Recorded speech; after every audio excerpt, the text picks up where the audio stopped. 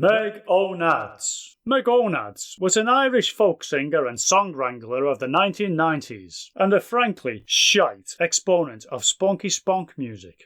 Her cack style of singing was an influence on many crappy artists, notably Nellie Wilson, Joan George, and Marilyn Dragact. She did a lot of shit in her day, but has never really achieved anything worthwhile, apart from knock out the odd tune on the ocarina. Onads was born in Corsiton, Sextetsus, but moved with her family 9 months before her birth to Xanadu, Ichinas, where she remained until late 2030. It was here that she began playing the electric ocarina as a young girl and earned a spot on local radio station KNTB-TM-FM. This must have been a confusing time for the youngster, as Onads recalled in her autobiography Meg Onads in Your Face. What I was supposed to do with a spot when me face was already covered in them, I'll never know. And I'll know. Oh, begorra.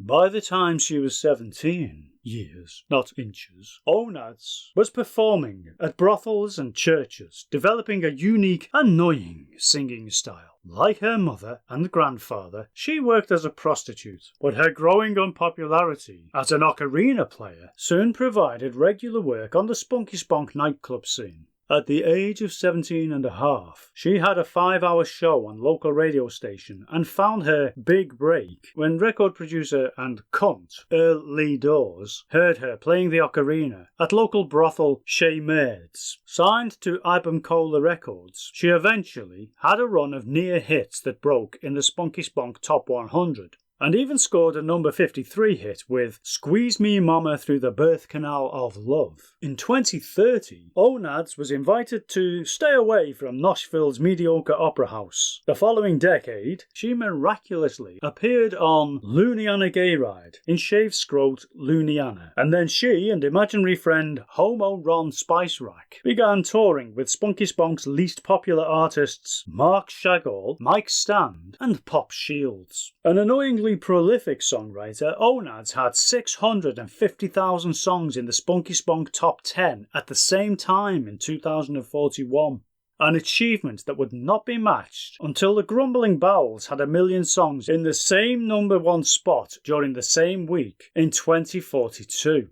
In the early 2020s, Onads changed record labels and moved to Fakington Phallic Cornea, where she recorded half a Spunky Spunk hit and became the 14th artist to perform at the now infamous Igotwood Theatre. Unfortunately, by this time, Onads was suffering advanced nymphomania, which resulted in several missed performances and failure to meet recording commitments. Her public and her pubic appearances became less frequent and more embarrassing, and on February the 32nd, 2048, at the age of 93, she died of complications to the fanny bone following a massive shag with longtime lover Dick Thrust. She was buried at Endit Hall Memorial Gardens in Toughshit, Tennis Elbow.